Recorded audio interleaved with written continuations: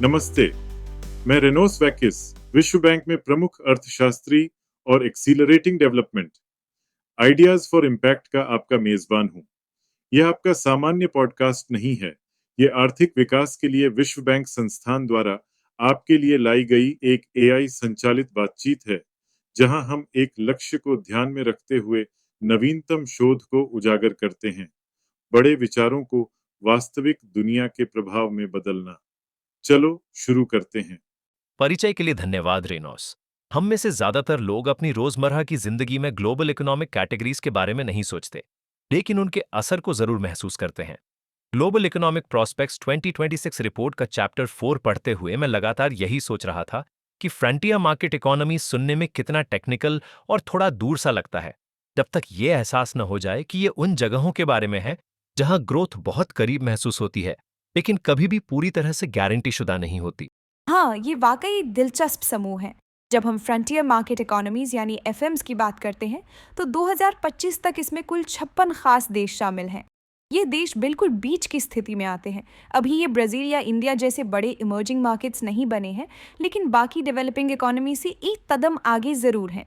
इन्हें international financial markets तक पहुंच तो है, लेकिन वो पहुंच काफी लिमिटेड है। तो ये बिल्कुल किनारे पर खड़े हुए हैं। और रिपोर्ट के इंट्रोडक्शन में जो बात मुझे सबसे ज्यादा अलग और असरदार लगी, वो थी यहाँ जुड़ी हुई ह्यूमैनिटी की बेहद विशाल संख्या। बिल्कुल सही, ये एक डेमोग्राफिक पावर हाउस है। आज एफएम्स में 1.8 बिलियन लोग रहते हैं, यानी दुनिया की कुल आबादी का लगभग 1/5वां हिस्सा। लेकिन जिस आंकड़े पर खास नजर रखनी चाहिए वो ये है कि 2050 तक की आबादी बढ़कर 2.6 बिलियन तक पहुंचने का अनुमान है। ये तो वाकई बहुत बड़ा आंकड़ा है, खासकर जब आप ये भी जोड़कर देखें कि कई एडवांस्ड इकोनॉमीज और बड़े इमर्जिंग मार्केट्स में आबादी की बढ़ोतरी रुक सी गई है। तो क्या इसका मतलब ये है कि आने वाले समय में ग्लोबल पॉपुलेशन ग्रोथ का एक बड़ा हिस्सा इन्हीं फ्रंटियर मार्केट से आएगा? बिल्कुल सही। दरअसल अगले 25 सालों में ग्लोबल पॉपुलेशन में होने वाली ज्यादातर बढ़ोतरी फ्रंटियर मार्केट से ही आएगी, और यहीं से जॉब्स चैलेंज की बात शुरू होती है। 2025 से 2035 के बीच इन देशों में 230 मिलियन युवा काम करने की उम्र में पहुंचेंगे। अगर इकोनॉमी सही तरह से काम करती हैं, तो ये एक बहुत बड़ा डेमोग्राफिक डिविडेंड बन सकता है, जो ग्रोथ और डेवलपमेंट को आगे बढ़ाएगा। लेकिन अगर ऐसा नहीं हुआ, तो ये सिर्फ एक चूका हुआ मौका ही नहीं होगा। इसका असर गरीबी, सोशल स्टेबिलिटी और कई दूसरी चीजों पर भी पड़ेगा। हाँ बिल्कुल, और यही बात हमें सीधे प्रॉब्लम सेक्शन की ओर ले जाती है, क्योंकि इतनी सारी संभावनाओं के बावजूद इतने सारे युवा जो काम करने के लिए तैयार हैं, रिपोर्ट एक काफी चिंता पैदा करने वाला परफॉर्मेंस गैप सामने लाती है। हाँ, ऐसा ही है, और हमें डेटा के साथ ईमानदार होना पड़ेगा। इतनी संभावनाओं के बावजूद इकोनॉमिक प्रोग्रेस काफी सीमित रही है। रिपोर्ट बताती है कि एक मीडियन फ्रंटियर मार्केट में रियल जीडीपी पर कैपिटा अब एक आम इमर्जिंग मार्केट की तुलना में 1/3 से भी कम है। ओह, ये तो काफी तेज गिरावट है। ऐसा लगता है जैसे पूरी रफ्तार आकर सीधे दीवार से टकरा गई हो। इसके नतीजे सामने आए हैं। महामारी शुरू होने के बाद के 5 सालों में इन देशों में से लगभग 40% के लिए हाई इनकम स्टेटस हकीकत में और भी ज्यादा दूर चला गया है। बराबरी की ओर बढ़ने के बजाय वे उससे और ज्यादा दूर खिसकते जा रहे हैं। हाँ बिल्कुल, और यही बात हमें सीधे पॉलिसी मेकर्स की ओर ले जाती है, क्योंकि एक तरफ आबादी तेजी से बढ़ रही है, लेकिन दूसरी तरफ इकोनॉमिक लैडर पर चढ़ना और ज्यादा कठिन होता जा रहा है। तो चलिए अब सॉल्यूशंस की बात करते हैं। रिपोर्ट ने इसे बहुत अच्छे से स्ट्रक्चर किया है, और इसकी शुरुआत फाइनेंशियल इंटीग्रेशन से होती है। हाँ, ये पहला थीम है जिस पर रिपोर्ट जोर देती है। हमने पहले भी जिक्र किया था कि इन देशों की ग्लोबल मार्केट्स तक पहुंच है। एक मीडियन एफएम का फाइनेंशियल ओपननेस स्कोर 2000 में 0.18 था, जो हाल के समय में बढ़कर 0.45 हो गया है। आसान शब्दों में कहीं तो ये अब इंटरनेशनल बिजनेस के लिए पहले से ज्यादा खुले हैं। लेकिन दरवाजे खोलने का मतलब ठंडी हवा का झोंका भी अंदर आना है ना? ये तो बिल्कुल सटीक उदाहरण है। इससे वॉलेटिलिटी आती है। रिपोर्ट सर्जेस और स्टॉप्स के एक चक्र का जिक्र करती है। पैसा तेजी से अंदर आता है और उससे ग्रोथ को सहारा मिलता है, लेकिन ये फ्लोज अचानक रुक भी सकते हैं।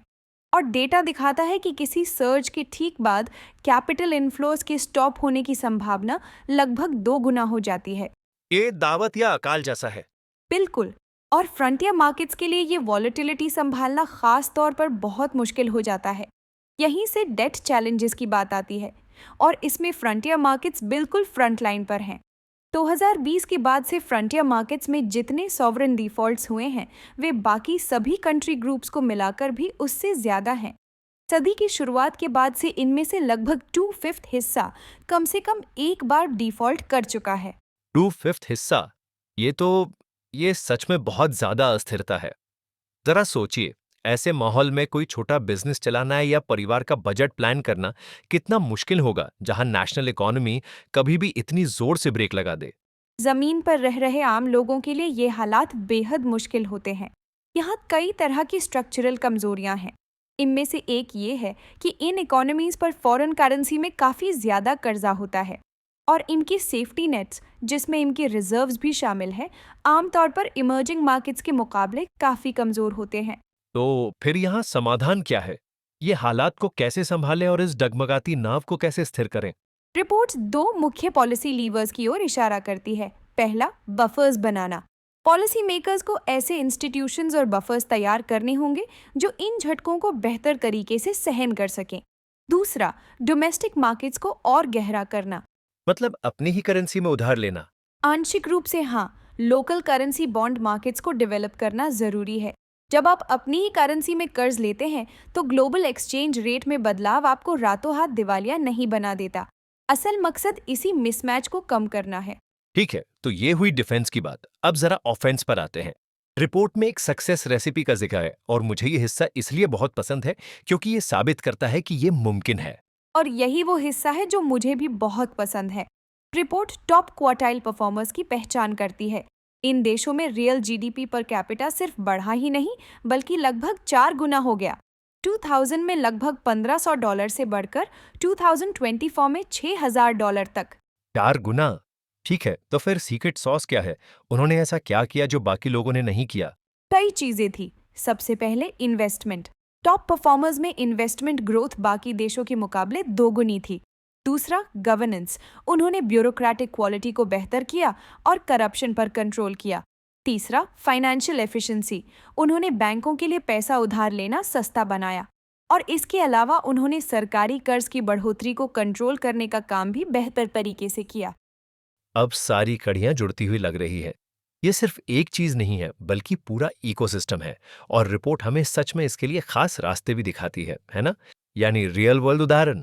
हाँ, ये अलग अलग देशों के अनुभवों को सामने लाती है। वियतनाम को ही देखिए, उन्होंने एक्सपोर्ट ओरिएंटेड मैन्युफैक्चरिंग और ट्रेड पर फोकस किया। 2007 में वो WTO में शामिल हुए और इससे पेस इंडस्ट्रियलाइजेशन को जबरदस्त रफ्तार मिली। और मैंने वहां शिक्षा से जुड़ा एक आंकड़ा भी देखा था। वियतनाम ने लिटरेसी को बढ़ाकर 96% तक पहुंचा दिया था। बिल्कुल सही, यही ह्यूमन कैपिटल वाला हिस्सा है। स्किल्ड वर्कफोर्स के बिना आप मैन्युफैक्चरिंग हब नहीं बना सकते। फिर रवांडा को देखिए, उन्होंने एक अलग रास्ता चुना, सर्विस लेड ग्रोथ और टूरिज्म। इसे संभव बनाने के लिए उन्होंने इंफ्रास्ट्रक्चर में भारी निवेश किया। और एक और उदाहरण था, कजाकिस्तान। हाँ, कजाकिस्तान के पास तेल और गैस है, लेकिन असली बात ये थी कि उन्होंने उसमें इन्वेस्ट कैसे किया और उससे मिलने वाली कमाई का इस्तेमाल कैसे किया। उन्होंने एक सॉवरेन वेल्थ फंड यानी एक नेशनल फंड बनाया ताकि जब दाम ऊंचे हों तो पैसा बचाया जा सके और जब दाम नीचे आए तो उसे खर्च किया जा सके। यही काउंटर साइक्लिकल डिसिप्लिन है। ये काफी समझदारी भरा तरीका है। इससे उस रिसोर्स कर्ज से बचने में मदद मिल सकती है जिसके बारे में हम अक्सर सुनते हैं। तो पॉलिसी मेकर्स जो ये सुन रहे हैं, उनके लिए सब कुछ जोड़कर देखें तो लगता है कि हमारे पास एक साफ सुथरी इंग्रेडिएंट्स की लिस्ट मौजूद है। हाँ बिल्कुल, ग्रोथ के लिए इसके मायने साफ है। इन्वेस्टर्स को सुरक्षित महसूस कराने के लिए स्ट्रक्चरल रिफॉर्म जरूरी है। यही गवर्नेंस वाला हिस्सा है। इंफ्रास्ट्रक्चर और लोगों में बेसिक इन्वेस्टमेंट करना होगा, जैसे वियतनाम ने एजुकेशन पर जोर दिया। और अगर आपके पास रिसोर्सेज हैं जो लगभग आधे फ्रंटियर मार्केट्स के पास हैं, तो उन्हें समझदारी से इस्तेमाल करना होगा ताकि उस वेल्थ को सही तरीके से मैनेज किया जा सके। ये रास्ता चुनौतीपूर्ण तो लगता है, लेकिन ऐसा भी नहीं है जिसे पार न किया जा सके।